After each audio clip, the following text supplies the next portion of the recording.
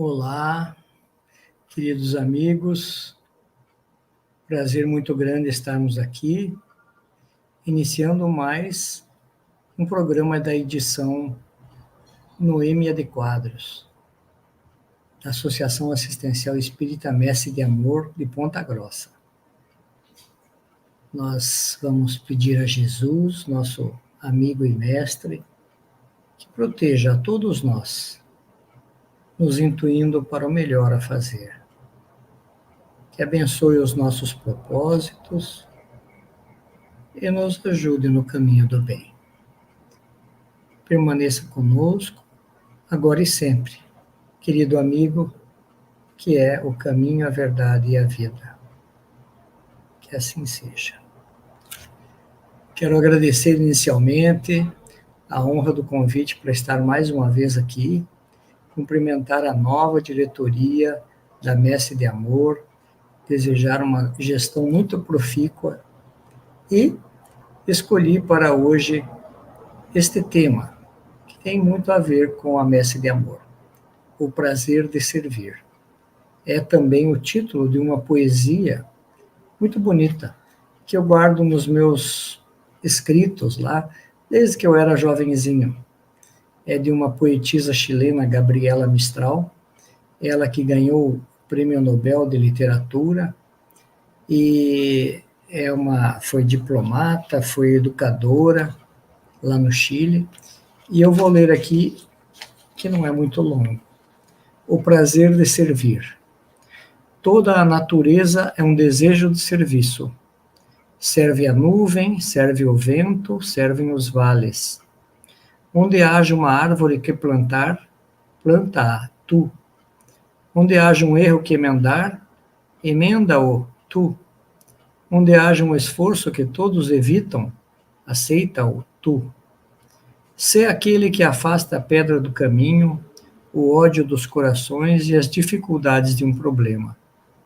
Existe a alegria de ser são e a alegria de ser justo, mas existe, sobretudo, a formosa, a imensa alegria de servir. Como seria triste o mundo se tudo já estivesse feito, se não houvesse um roseiral que plantar, uma empresa que iniciar? Que não te atraiam somente os trabalhos fáceis. É tão belo fazer a tarefa que outros se esquivam, mas não caias no erro de que só se conquistam méritos com os grandes trabalhos. Há pequenos serviços que são imensos serviços. Arrumar a mesa, arrumar os bancos, espanar o pó. Aquele é o que critica, este é o que destrói. Sê tu o que serve. O serviço não é tarefa só de seres inferiores. Deus que dá o fruto e a luz, serve. Poder-se-ia chamá-lo assim, aquele que serve. E ele que tem os olhos em nossas mãos, nos pergunta todo dia, serviste hoje? A quem? A árvore? A teu amigo? A tua mãe? Essa linda poesia de Gabriela Mistral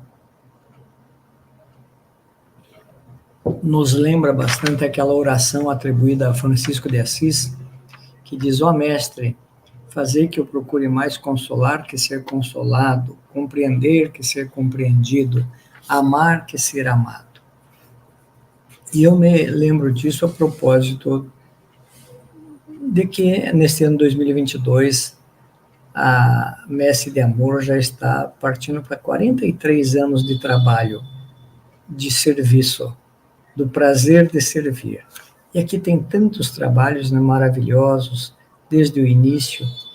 Então, as pessoas que vêm aqui encontram a oportunidade de servir. E ensinam também. Tem o clube de costura, tinha o clube do engraxate. Aqui eles aprendem as primeiras lições da doutrina espírita, a sopa, o trabalho de toda a natureza. Então, a gente vê que aqui é uma grande oportunidade de servir. E a gente fica pensando, para o espírito mais elevado, o maior castigo que pode existir é você ficar sem fazer nada. Os espíritos, à medida que eles se elevam, eles anseiam e pedem o serviço. Lembram-se vocês do livro Nosso Lar, ou do filme, que André Luiz, que tinha sido médico na Terra, ficou longo tempo lá na colônia Nosso Lar, sem ter uma ocupação. Isso começou a deixar ele muito chateado, muito preocupado. Ele pedia serviço, até que ele começou. Mas começou como? Fazendo faxina lá na enfermaria. Ele que tinha sido médico, começou limpando lá as latrinas, o chão, o piso. Só depois foi admitido como enfermeiro. Então, diferente, né, a condição da que ele tinha na Terra. E quando a gente fala de serviço, não é só fazer, mas fazer bem feito.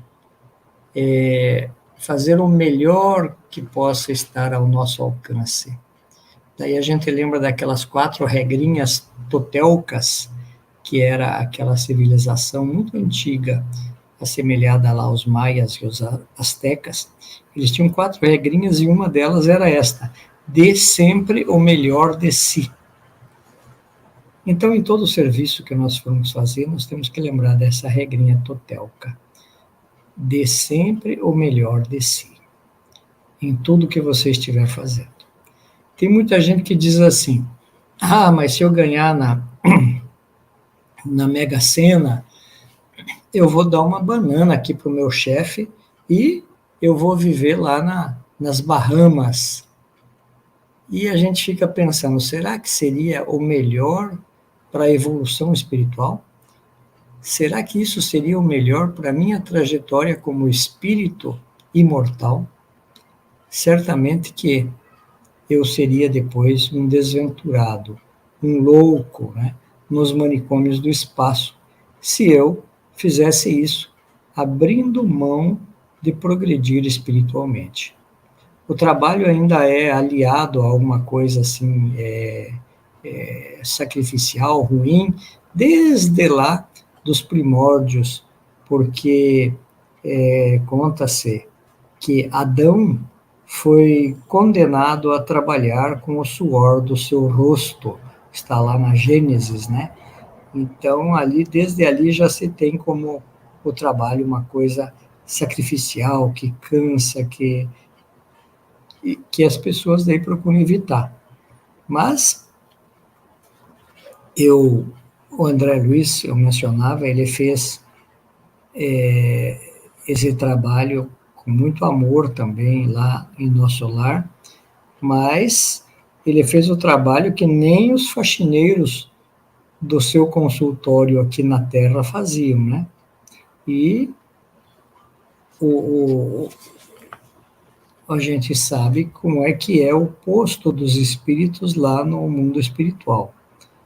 Quem leu o livro Voltei, de Irmão Jacob, Frederico Figner, vai lembrar que lá no mundo espiritual, eles estavam num grupo de recém-desencarnados, dirigindo-se lá para uma colônia, quando ele viu uma revoada de pássaros que chegaram perto dele, eram crianças que foram ali buscar uma professorinha humilde, que se ajoelhou na hora em que foi homenageada por eles.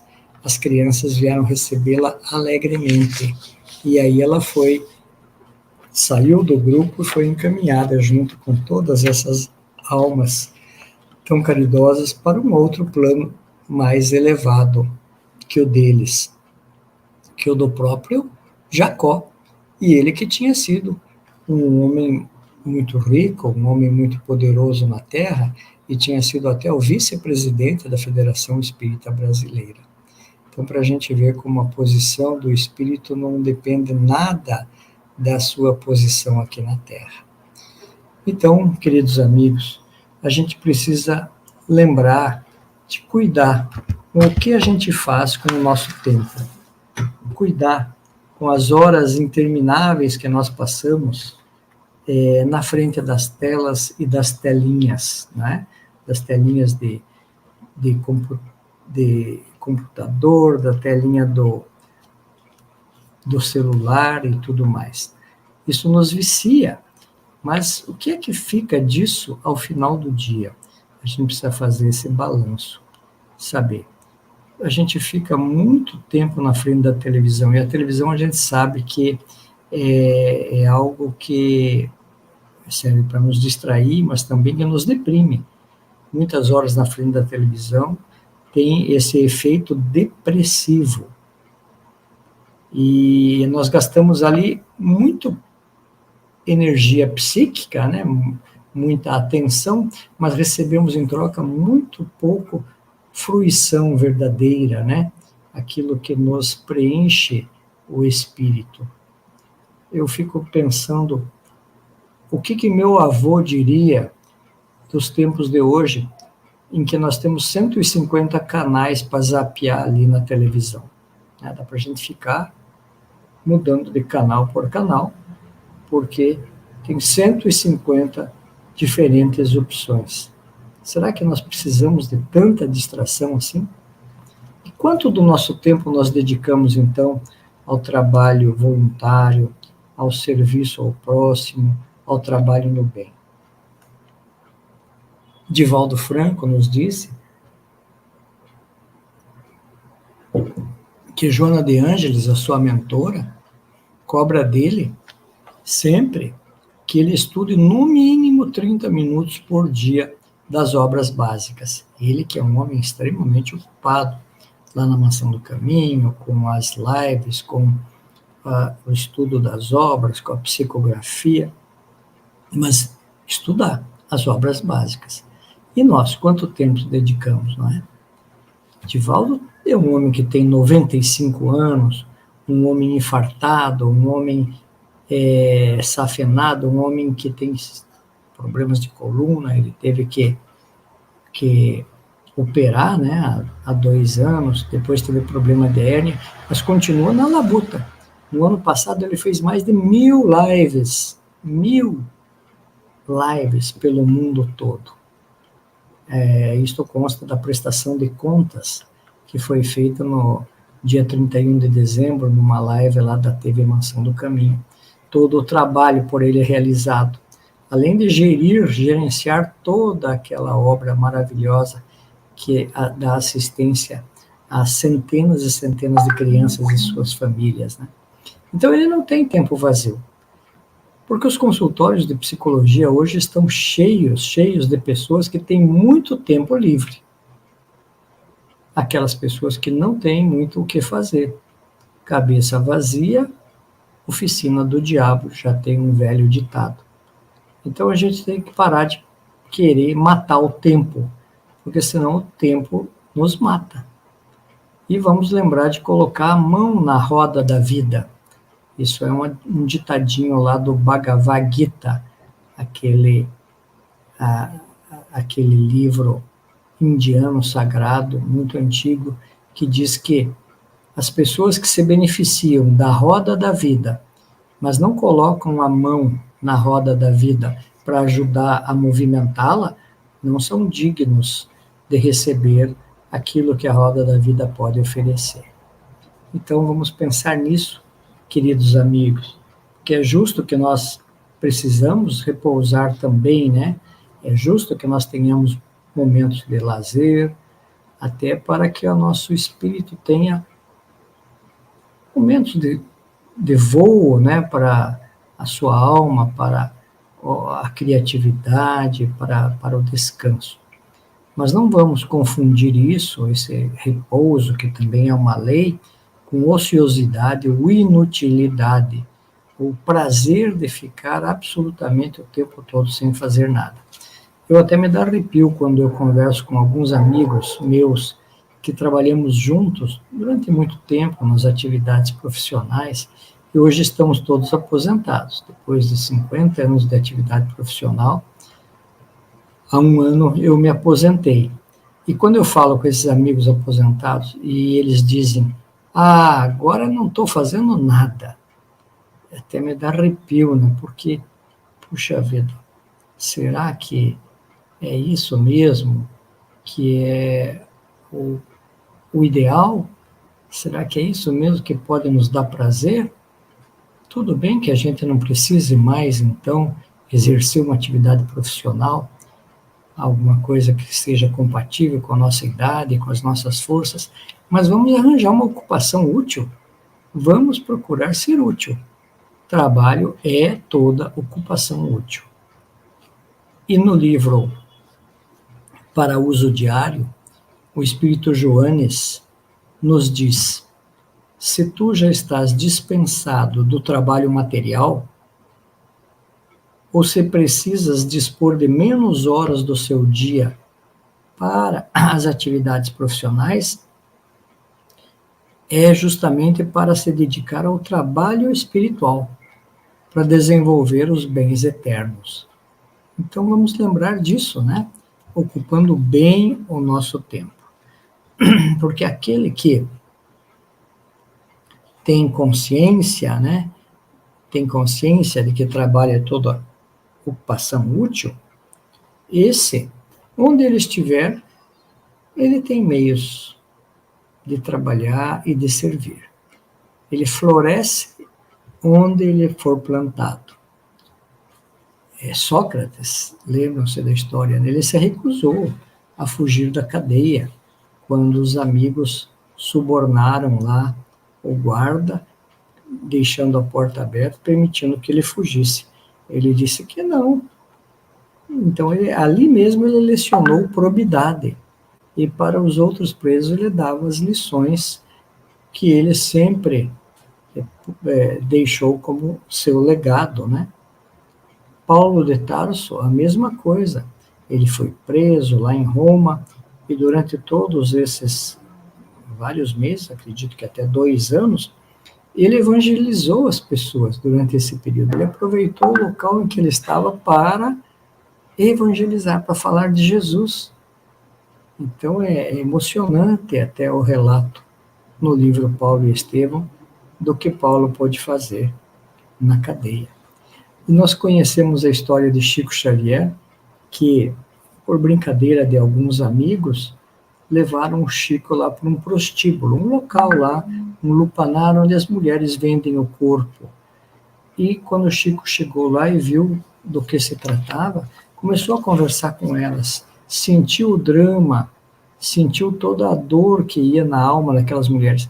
E, de repente, todas elas estavam em volta do Chico, o seu magnetismo atraía, e ele conversando, falando sobre os bens eternos para todas elas, né?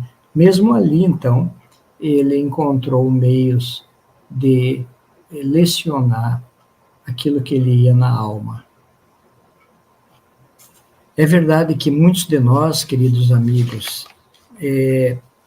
muitas vezes não temos sequer tempo para o estudo, não é?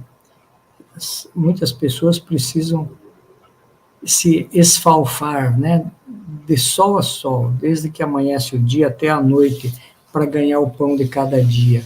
Então, labores muito pesados, não conseguem depois nem prestar atenção quando deixam esse trabalho tão pesado em alguma coisa, ou quando não conseguem nem ler.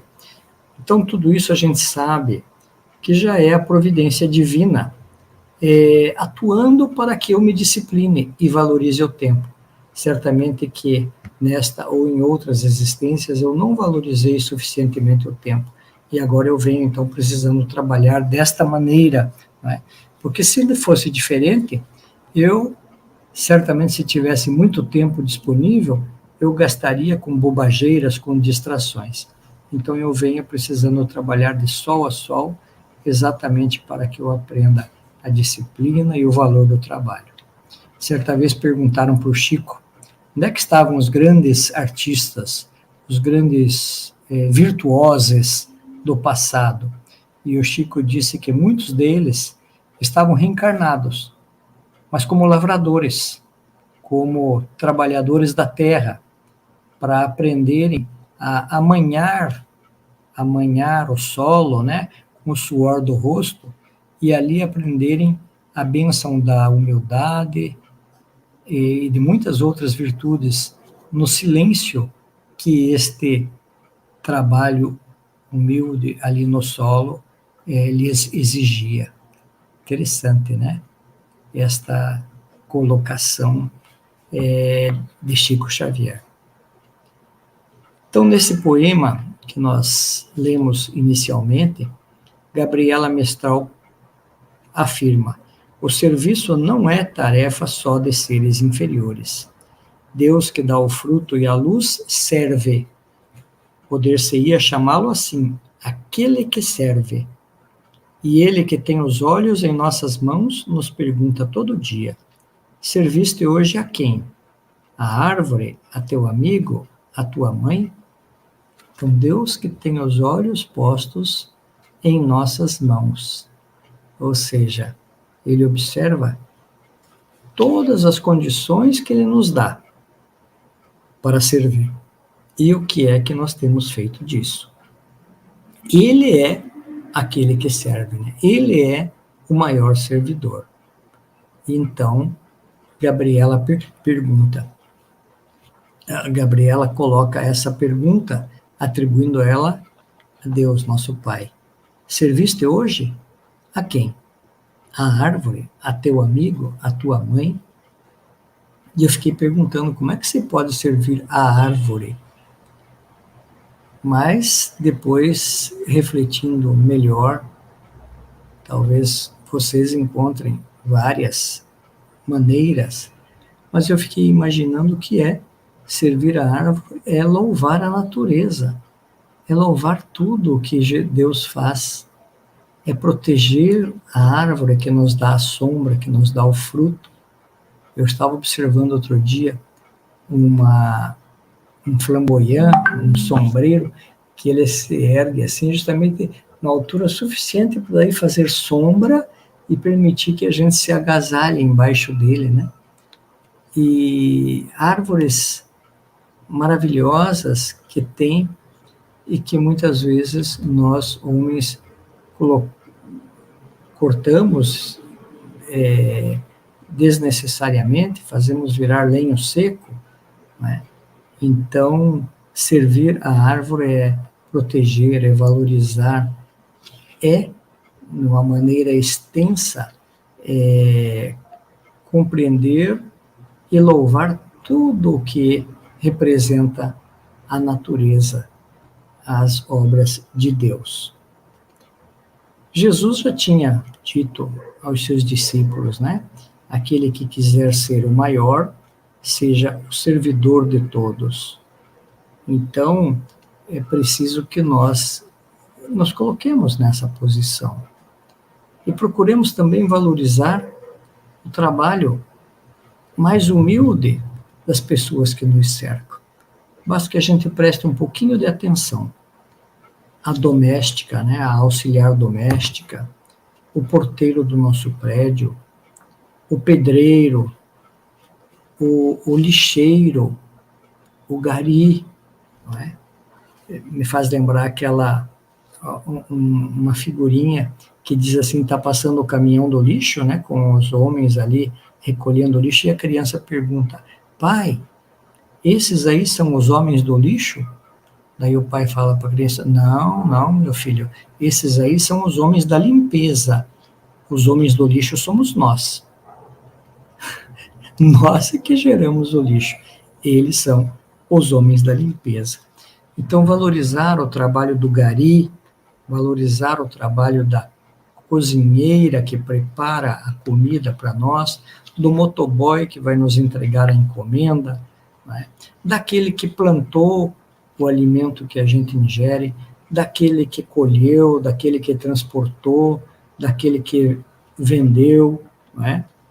Porque muitas vezes a gente não explora, não paga o preço justo, reclama dessas pessoas, mas nós precisamos nos colocar no lugar desses, não é? Que precisam dessa valorização. E muitas vezes nós nos dispomos a ajudar os flagelados lá das enchentes na Bahia, em Minas Gerais, dos flagelos muitos que tem por aí, e é louvável que isso aconteça. Mas antes vamos ver em que é que nós podemos ajudar essa família que está aqui perto de nós. a família da nossa auxiliar doméstica, a família do nosso porteiro, a família dessas figuras que nos servem, estão ao nosso redor, e muitas vezes nós não conhecemos nada da vida deles e que poderíamos, às vezes com muito pouco, ajudá-los a atravessar a difícil, árdua montanha, né, da sobrevivência material. Então, eu conversava com um amigo outro dia, lá em Curitiba, espírita, e eles estavam fazendo um trabalho de arrecadar roupa e alimentos para os refugiados venezuelanos, que tem um grande número lá em Curitiba. Curitiba e também na cidade ali vizinha de Colombo. E aí eu fiquei imaginando, todos os dias também, eu faço preces por esses refugiados venezuelanos, haitianos, sírios, enfim, de todas as partes do mundo. Eu não sabia que eram tantos. Eu procurei outro dia ler sobre isso e eu vi que são mais de 200 milhões de deslocados no mundo, né?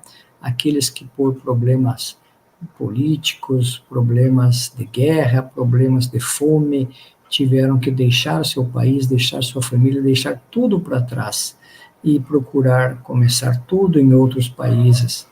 Esses irmãos também estão numa posição de muita dor, de muita dificuldade, longe de tudo aquilo que eles gostariam de estar, né? E se nós podemos ajudar, com pouco que seja, com coisas materiais, ótimo. Se não podemos ajudar com nada, então que lembremos deles e ajudemos com as nossas preces. Ah, mas eles estão resgatando. Talvez eles tenham sido aqueles que lá no passado se comprometeram, roubaram o nosso país, levaram daqui as riquezas lá para a Europa, mas não importa, não adianta a gente querer saber isto, né? Porque é que todas essas pessoas hoje estão passando por essas dificuldades. Importa saber o que é que nós podemos fazer por eles. Então, queridos amigos, vamos lembrar que está lá no Livro dos Espíritos, né? Que é por isso que, precisando uns dos outros, os homens foram feitos para viver em sociedade e não isolados. É o que Kardec nos fala na questão 768, na notinha. É a lei da sociedade. Nós precisamos viver em sociedade, dando-nos as mãos uns aos outros. E se nós aprendemos na doutrina espírita que fora da caridade não há salvação, esta é a nossa máxima, fora da caridade não há salvação. E se nós aprendemos também que a caridade só se faz no contato com os outros, então nós precisamos dos outros para praticar a caridade. Nós precisamos dos outros para a nossa salvação. Então fica aquela pergunta, né? Afinal de contas, quem é que precisa de quem? Porque se os irmãos que necessitam de nós são um instrumento para que nós possamos praticar o bem, então nós é que precisamos deles, porque eles é que se constituem no instrumento de nossa salvação. Então não vamos permitir que as oportunidades de elevação nos escape e que a reencarnação escoe entre os nossos dedos sem méritos, né? Vamos fazendo devagarinho as coisas, mas sempre para frente, né? Não vamos retroceder. Disse que até quando a gente dá uma topada, até a topada nos impele para frente. Então não vamos dar muita bola quando a gente estiver tendo alguns empecilhos, alguns atrapalhos, dando alguma topada nos tijolos, né? Porque até eles vão nos impulsionando para frente. E não tenhamos receio de ter muitos afazeres, muitas coisas. Vamos fazendo tudo como o Chico fazia.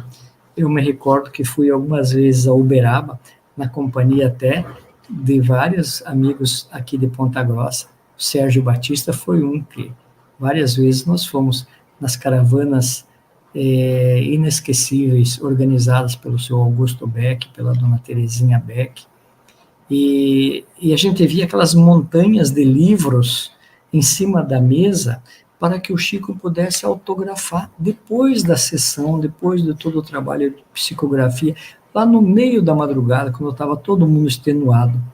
E eu olhava aquilo assim, aquelas pilhas e pilhas de livros, e eu dizia, o Chico não vai dar conta. Não é possível que alguém consiga, depois de tanto tempo, autografar todos esses livros. E aí perguntaram para o Chico, e o Chico fazia isso todas as noites que ele ia lá. Então as pessoas queriam levar um livro para casa com a assinatura do Chico. Eu mesmo queria, e queria levar alguns para dar para os amigos. Veja só como a gente não é egoísta, né? Não pensava no pobre Chico. E o Chico dizia, não, mas eu vou fazendo. Mas como é que você consegue dar conta, Chico? E ele dizia, eu vou fazendo de um em um. De um em um. Então, essa é a filosofia do Chico que eu aprendi para a minha vida.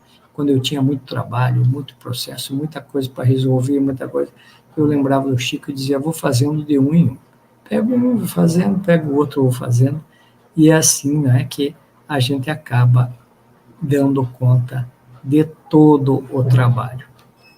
Então, meus queridos amigos, vamos lembrar que tem uma historinha que conta que o pai estava prestes a morrer e ele chamou os filhos e com voz muito baixa disse que no fundo do quintal, eles tinham um quintal muito grande, uma verdadeira chácara, que no quintal ele tinha escondido um tesouro e que então eles procurassem lá esse tesouro. E assim que o pai fechou os olhos, os filhos foram lá com pá, com enxada, com tudo, e começaram a revolver todo aquele terreno imenso, aquele quintal grande, aquela chácara, e revolveram toda a terra que estava ali, uma terra improdutiva até então, e não encontraram tesouro nenhum. Mas aquela terra revolvida, ela serviu para que eles plantassem, e daí sim, aquela plantação ali se constituiu no grande tesouro. O pai queria dar a lição de que não se tem nenhum tesouro pronto, é preciso o trabalho para que esse tesouro, então, valha a pena. Então, queridos amigos, é para nós lembrarmos que tudo no universo trabalha, desde os astros lá no céu, que evolucionam todos os dias do mesmo jeito há bilhões de anos, né?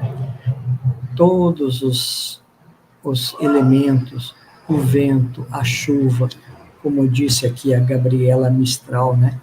Tudo serve. A natureza serve os vales, serve a nuvem. A natureza é toda um anelo de serviço, um desejo de serviço, né? Mas que não te atraiam somente os trabalhos fáceis. É tão belo fazer a tarefa que outros se esquivam. Então, que sejamos nós a fazer esse trabalho que os outros não querem, né? E que não sejam grandes trabalhos, não queiramos ficar famosos pelos grandes trabalhos. São pequenos serviços que são imensos serviços. Adornar a mesa, arrumar os bancos, espanar o pó. Muitas vezes a gente chega na casa espírita e já chega querendo fazer parte da diretoria, já chega querendo ocupar os primeiros postos. Poucas vezes a gente se oferece para aquele trabalho que não aparece, o trabalho de consertar as coisas lá, as lâmpadas, de fazer o trabalho hidráulico, de espanar o pó, de servir a água fluidificada, de fazer aquelas tarefas que as pessoas consideram mais simples, né?